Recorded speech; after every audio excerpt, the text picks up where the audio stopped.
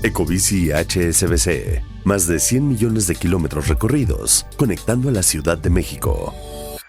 Presenta lo que hay que saber. Expansión Daily. México resiente aranceles de Trump con caída de 4.870 millones de dólares en compra de automóviles y autopartes. El LA Times reporta que Estados Unidos retira visas a gobernadores de Sonora y Tamaulipas y CFE y Altán retoman apuesta estatal por conectividad con nuevos riesgos. Es jueves 4 de junio, yo soy Puri Lucena y esto es Expansión Daily. Expansión Daily. Toda la información en voz de los editores de Expansión. Expansión Daily. Lo que hay que saber. Bienvenidas y bienvenidos a un episodio más de Expansión Daily. Recuerda, suscríbete y comparte este podcast para que más gente esté bien informada. Hoy está conmigo Alberto Zanella, editor adjunto de la revista Expansión. ¿Cómo estás, Alberto? Muy bien, Puri, con mucho gusto de estar aquí contigo y con nuestros podescuchas. Y además súper felices porque ya está en puntos de venta nuestra edición 2026 de las 500 empresas más importantes de México, un ranking que desde hace 51 años, ni nada más ni nada menos, reúne actores del sector privado como pues América Móvil, Walmart de México o FEMSA, pero también tiene empresas estatales en este ranking como Pemex o la CFE, organismos como el Infonavit, y vamos a contar muy rápidamente algunos detallitos de esta edición de este año. Por ejemplo, Alberto, tú que estás súper involucrado, que estamos súper involucrados en la edición de las 500, ¿cuál es el dato que más te llama la atención de este año? Fíjate, Puri, que independientemente de este que me llama la atención y más adelante lo vamos a descubrir tú y yo juntos, pero por ejemplo, para decirle a los podescuchas que este año, tomando en cuenta 2025, porque es como se construye nuestro ranking, sumaron 18.4 billones de pesos las ventas de las 500 empresas, que representa pues un 2% más respecto al año pasado en términos reales. Y fíjate, Puri, que aquí es un dato que seguramente nos vas a desmenuzar muy bien. 1.5 billones de pesos es la utilidad neta que acumulan las 500 y esto representa 12.2 veces más respecto del año anterior. Cuéntanos de eso. 12 veces más que el año anterior. Bueno, aquí hay un truco y el truco se llama Pemex. Pemex es la empresa que lidera nuestro listado. Nuestros podescuchas ya nos han escuchado mucho hablar de cuál es la situación financiera que enfrenta la petrolera, pero por ventas es la empresa con más ventas del país. Solamente una vez no estuvo en el número 1, se lo contamos también en esta edición de la revista.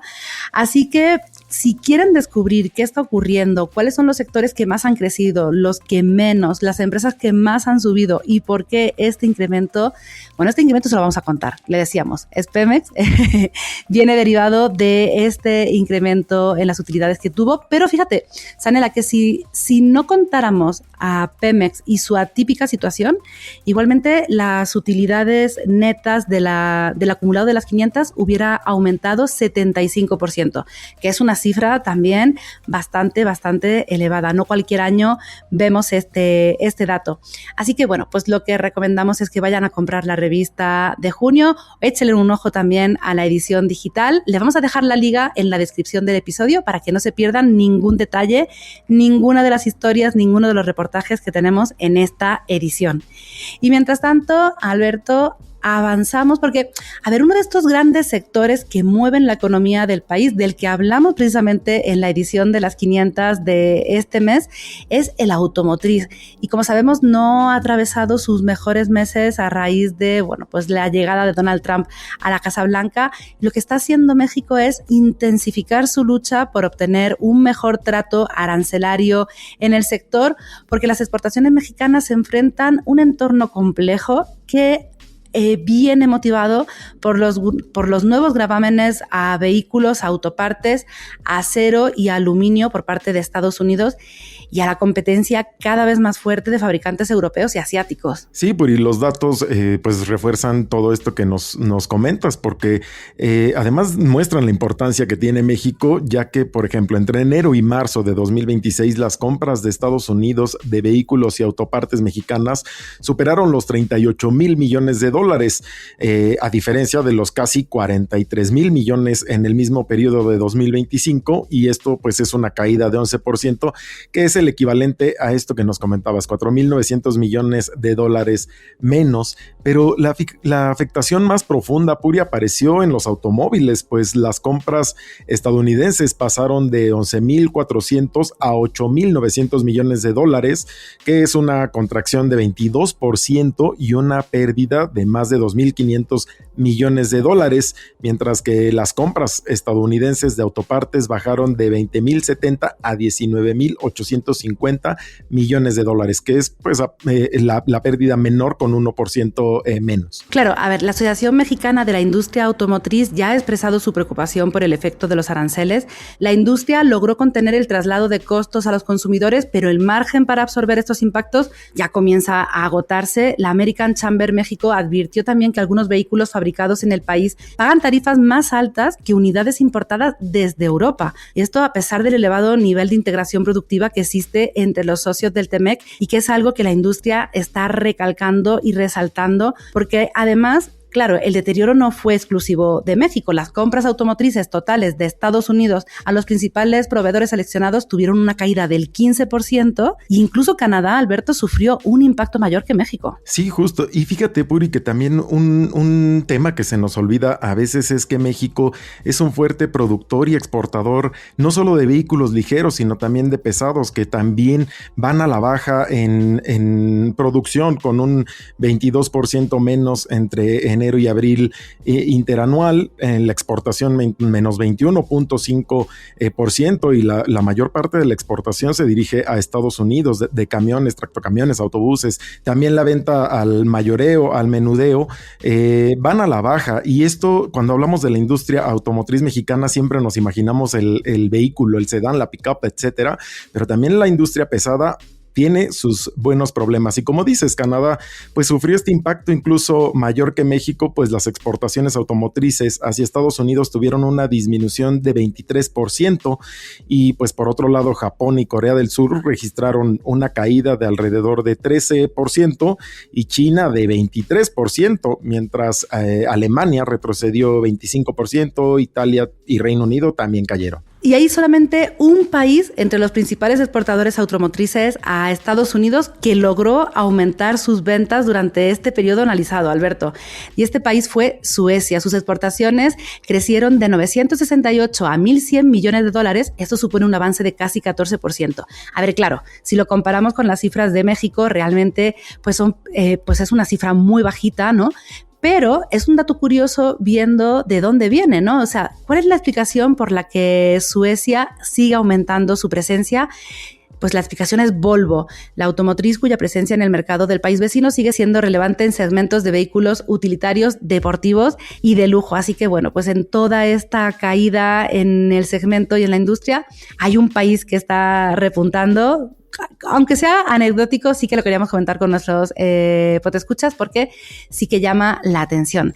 Y avanzando lo que está ocurriendo aquí en México, Alberto, a una semana, ahora sí, ya estamos a una semana de la inauguración del Mundial de Fútbol 2026, la Ciudad de México sigue sumida en el caos porque la Coordinadora Nacional de Trabajadores de la Educación intensificó sus movilizaciones y extendió su presencia a varios puntos de la capital. Sí, por ahí ya lo comentabas ayer en este mismo espacio, ¿no? Que se iba a extender a varias calles aledañas al Zócalo capitalino, y aquí ya vemos los efectos, ¿no? Los comerciantes del centro histórico ya acusan que las protestas de la gente dejaron pérdidas ya económicas. Incluso ayer se manifestaron sobre Eje Central para exigir que se les permitiera el ingreso al primer cuadro de la ciudad. Así que las autoridades habilitaron filtros y revisiones para el acceso al centro histórico.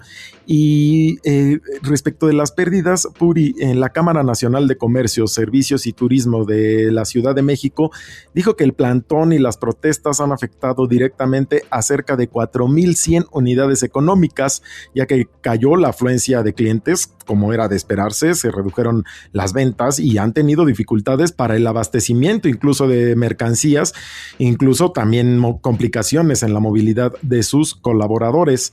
Además, Puri pues ha causado pérdidas económicas a los comerciantes de 405 millones de pesos en los últimos 10 días. Sí, y a ver, ¿cómo va esta parte de la negociación? Los maestros siguen manteniendo mesas de diálogo con Rosa Isela Rodríguez, la secretaria de Gobernación, también con el secretario de Educación Pública, con Mario Delgado, Delgado y con Martí Batres, el director del ISSSTE, pero no hay acuerdos y desde el martes advirtieron que van a intensificar las protestas. Ayer fue el tercer día de huelga, como dijimos, con bloqueos. Incluso los manifestantes de la CETEG, la sección más combativa de la CENTE, derribó un poste de una señalización vial y lo usó para golpear la entrada del edificio de la SEP, destrozaron una parte, entraron a las oficinas. O sea, realmente sí fue un día complicado. Y mientras tanto, como decíamos, bueno, pues Sheinbaum dijo que no se va a reunir con los integrantes de la CENTE y ya afirmó que los secretarios de Gobernación y de Educación tienen atribuciones para alcanzar un acuerdo con los profesores. Esto es importante porque los profesores precisamente pedían este encuentro con la presidenta. Sí, justo se está recrudeciendo, ¿no? La protesta de la coordinadora debido a que pues también la presidenta pues se ha negado hasta este momento, ¿no? A recibirlos. Incluso en su conferencia matutina de ayer rechazó los actos de violencia que se registraron durante las manifestaciones y los consideró pues una provocación, y agregó que hay quienes están interesados en que haya represión para pausar las manifestaciones de cara al mundial, pero su gobierno dejó muy claro, no lo hará. Sí, y otro tema que también se le está complicando aquí en México es el retiro de visas a gobernadores por parte de Estados Unidos. Los Angeles Times reportó que el gobierno del país vecino se la retiró a los de Sonora y a Tamaulipas. Aquí el gobierno de México lo niega, pero lo cierto es que, de acuerdo con el diario estadounidense, los gobernadores Américo Villarreal de Tamaulipas y Alfonso Durazo de Sonora habrían visto retiradas sus visas. El medio estadounidense consultó a varias fuentes y lo que señalan es que la administración de Donald Trump está investigando a ambos mandatarios, así que de confirmarse los señalamientos, Durazo y Villarreal se sumarían a Rubén Rocha Moya, gobernador de Sinaloa, en los señalamientos por el gobierno de ese país. Personas familiarizadas con el caso que han hablado bajo condiciones de anonimato dijeron que la visa de Alfonso Durazo de hecho fue cancelada el año pasado y que Estados Unidos lo investiga por supuestos vínculos con el crimen organizado. Sí, Durazo fue el encargado, hay que recordar, de implementar la estrategia de seguridad del expresidente Andrés Manuel López Obrador, conocida como abrazos, no balazos, la cual priorizaba la atención de las causas de la violencia en lugar de los enfrentamientos militares, mientras que a Américo Villarreal se le investigaría por estar relacionado con el robo de hidrocarburos, una práctica conocida como huachicol. También fuentes cercanas al caso indicaron que Villarreal cuenta con libertad condicional por beneficio público significativo, así que pues cuando cruza la frontera hacia Estados Unidos suele ser escoltado por funcionarios estadounidenses. Sí, tras la difusión de esta información, las áreas de comunicación de los gobiernos involucrados, había dicho yo antes el gobierno de México, pero son los gobiernos de los estados, negaron que les hayan quitado las visas a los gobernadores o que exista alguna investigación en su contra, porque precisamente en la conferencia matutina de la presidenta Sheinbaum ayer, ella pidió a los gobernadores aclarar lo relacionado con el tema, pero cuestionó el interés que hay detrás de hacer pública una medida como esta. Esto es importante porque tú ya comentabas, ¿no? Acerca de Durazo, pero por ejemplo también Américo Villarreal, bajo la dirigencia de Mario Delgado en 2020, fue designado por Morena como delegado estatal en Sinaloa justo cuando se preparaba el proceso electoral en el que resultó ganador Rubén Rocha Moya. El partido había encargado a Villarreal generar las condiciones y los espacios de diálogo entre los órganos locales del gobierno, los aspirantes a cargos de elección, los militantes y simpatizantes, esto como ya vimos, ¿no? Como ocurrió en las elecciones pasadas, y también buscar la conciliación del partido a nivel estatal y generar consenso en cuál iba a ser la ruta de trabajo para alcanzar esta denominada cuarta transformación. O sea, es una persona clave en todo este esquema estatal para Morena. Sí, hay que recordar que Villarreal fue priista desde el 83 hasta el 2017, Puri, pero justo antes del triunfo electoral del expresidente López Obrador saltó a Morena, donde compitió y fue electo como senador, donde presidió la Comisión de Salud y estuvo involucrado en temas relacionados con la pandemia de COVID-19, además de ser compañero de Rocha Moya en la legislatura que inició en el 2018. Y tan importante, Puri, es que incluso ya ya por ahí apareció nuevamente el expresidente Andrés Manuel López Obrador en una carta donde acusa que funcionarios de Estados Unidos buscan debilitar a Morena y fortalecer la oposición en México. Sí, y hablando de este tema, los invitamos a checar el episodio de Política y otros datos en el que analizamos cómo este caso de Rocha Moya en Sinaloa y el de hace unos meses con Maru Campus en Chihuahua ha sido aprovechado por Morena para impulsar una narrativa de blindaje electoral en contra de la injerencia extranjera y en favor de la soberanía del país. ¿Qué significa la soberanía y la injerencia en el contexto electoral? Bueno, pues cuando acaben este daily, váyanse al episodio de Política y otros datos. Van a tener también la liga en la descripción del episodio. Y mientras tanto, también en lo que está trabajando mucho el gobierno, y esto viene también desde el sexenio de López Obrador, es en la parte de la conectividad del país, porque la política de Internet para todos volvió al centro de la estrategia federal y ahora busca aumentar la cobertura de conectividad nacional del 94%, que era la idea inicial, al 98% hacia 2030, mediante el Plan Nacional de Cobertura, una iniciativa que coloca nuevamente a CFE y Altán Redes como actores centrales del despliegue, pero ojo, esto tiene un pero y es que todavía no han calculado cuánto va a costar esta estrategia. Es correcto, Puri. Nuestra compañera Ana Luisa Gutiérrez nos cuenta que la meta oficial apunta a llevar servicios a 9,000 localidades, principalmente ubicadas en el sur y sureste del país, regiones donde históricamente pues, los operadores privados han mostrado menor presencia debido a la baja rentabilidad comercial, y la Agencia de Transformación Digital y Telecomunicaciones encargada de coordinar la estrategia, estimó que el objetivo de este año será conectar a 1.4 millones de personas, Puri. Esto mediante una combinación de espectro en la banda de 600 MHz, soluciones satelitales, subsidios focalizados y expansión de servicios públicos esenciales. Pero claro, lo que dices, todavía ni siquiera se ha contabilizado o no se ha dado a conocer el monto de inversión para este proyecto. Sí, ni la inversión requerida, ni el capital que se va a necesitar para las metas. O sea, realmente la ausencia de estos parámetros presupuestales lo que provoca es incertidumbre sobre la sostenibilidad financiera del modelo en un contexto de menor disponibilidad de recursos, porque el proyecto de conectividad que está encabezado por la matriz de CFE tuvo una reducción presupuestaria de 88% este año en comparación con 2025.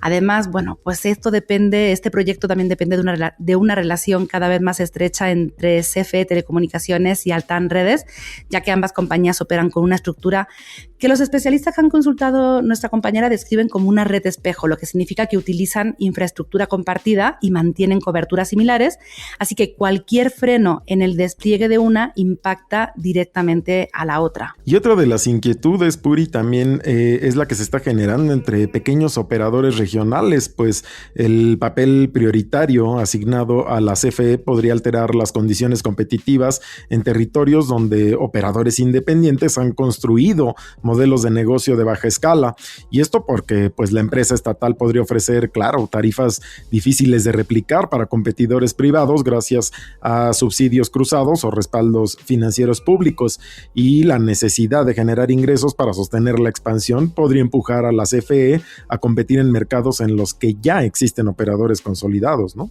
Sí, a ver, todos creo que estamos de acuerdo en que hay que cerrar la brecha digital, que hay que conectar al país y que necesitamos, ¿no?, que esto se haga de forma más acelerada. El punto aquí es ver realmente, entender bien cómo se va a hacer, de dónde van a salir los recursos y sobre todo también esta parte, ¿no?, que no se estén duplicando esfuerzos o que no se esté concentrando esta parte de conectividad solamente en zonas que ya tienen la cobertura. Estaremos dando muchísimo seguimiento a este tema. Como decíamos, es algo importante, la parte de conectividad y cerrar la brecha digital del país. Pero, Alberto, decíamos, estamos a 7 días del Mundial y tenemos todavía detallitos que contar. Aunque a veces parezca, no todo está perdido. Expansión Daily. Porque en este Mundial de México, Estados Unidos y Canadá, el primer Mundial de la inteligencia artificial, vamos a ver avatares digitales de todos los más de 1,200 jugadores, cámaras ultra precisas para detectarlos fuera de lugar, aquel famoso si era penal o no es penal, inteligencia artificial para ayudar a los directores técnicos a preparar sus tácticas y también un balón, y esto sí que nos estamos acostumbrando, ¿no? Cada vez el balón es más tecnológico. Bueno, pues ahora no solamente va a ser muy tecnológico, va a ser súper inteligente. Sí, Puri. Arthur Hu, quien es vicepresidente senior de Lenovo, resaltó que los dispositivos de inteligencia artificial, infraestructura y soluciones alrededor del mundial tendrán dos objetivos que consisten, pues bueno, en ayudar a los árbitros en la toma de decisiones, en el ese si era penal o no era penal que dices, y entregar además experiencias más inmersivas a los espectadores, que claro que lo vamos a agradecer. También agregó que intentarán hacer un juego más emocionante basado en recursos en tiempo real. Para ello, la empresa creará avatares digitales que comentabas para cada uno de los convocados de las selecciones participantes.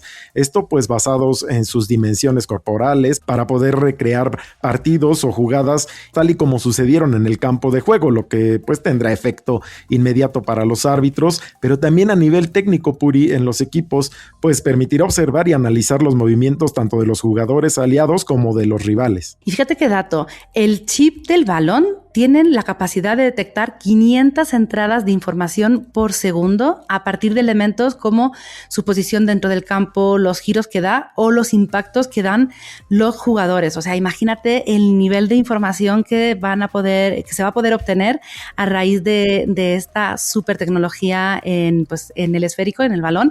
La FIFA también ha anunciado Football AI Pro, un asistente de inteligencia artificial para entrenadores y jugadores que van a permitir explicar pues estos datos, estos millones de datos que se producen en los partidos en tiempo real a través de una plataforma que se va a poder consultar antes, durante y después de los partidos. O sea que esto va a ser, yo sé que cada año nuestros podescuchas van a decir, cada mundial decimos lo mismo, es el mundial más tecnológico de la historia, pero claro, la tecnología avanza y ahora sí que estamos viendo unas innovaciones tremendas para tener, pues, que disfrutemos por un lado un mejor mundial y por otro que se puedan tomar mejores decisiones también en el partido. Pero ojo, esto va a implicar que se pierda el alma del fútbol, si es que el fútbol tiene alma, pero esta sensación y esta emoción que genera el deporte. Lo que sí es que aquí nadie nos va a volver a robar partidos, Puri, y aquí entra la parte humana o esa alma que tú comentas, porque fíjate que otro dato es que en este mundial se mejorarán las cámaras que los árbitros llevan en el pecho, así que incluso los videos tendrán una mayor estabilización habilitada por inteligencia artificial, bueno, la parte tecnológica, pero bueno, esto reducirá hasta en un 50% la distorsión por movimiento. Sí, y en respuesta a esto, Johannes Hollmüller, el director de innovación de la FIFA, ya ha dicho que la tecnología no va a eliminar ningún aspecto de incertidumbre que hace atractivo al deporte, que se va a mantener viva la belleza del juego, que no se puede predecir ni controlar. Así que bueno, estamos a 7 días, en 7 días vamos a ver cómo funciona todo esto. Mientras tanto, nosotros nos vamos marchando. Alberto, muchísimas gracias por acompañarnos hoy. Al contrario, Puri, gracias a ti por compartir este micrófono conmigo y los podescuchas. Y ya saben que toda la información sobre estos y otros temas están disponibles en expansión.mx, que leemos todos sus comentarios en las redes sociales de Expansión, @expansiónmx. Nos escuchamos mañana. Expansión Daily. Lo que hay que saber de lunes a viernes a las 6 de la mañana. Expansión Daily, un podcast de Expansión. Este episodio llega a ti gracias a rss.com, el podcasting hecho simple. Ecobici HSBC, más de 100 millones de kilómetros recorridos, conectando a la Ciudad de México. Presentó.